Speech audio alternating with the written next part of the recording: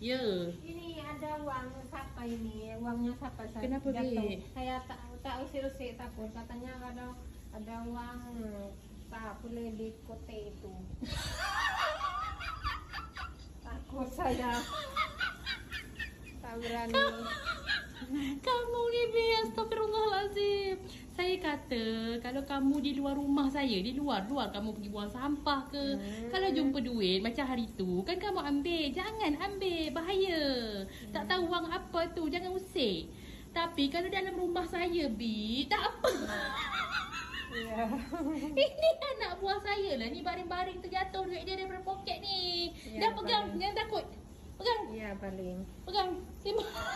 Kalau dalam rumah saya, dengar saya nak cakap. Kalau dalam rumah saya, daripada dalam pintu tu mana-mana duit, tak apa, boleh usik. Simpan sini ya. Ya, tapi jangan.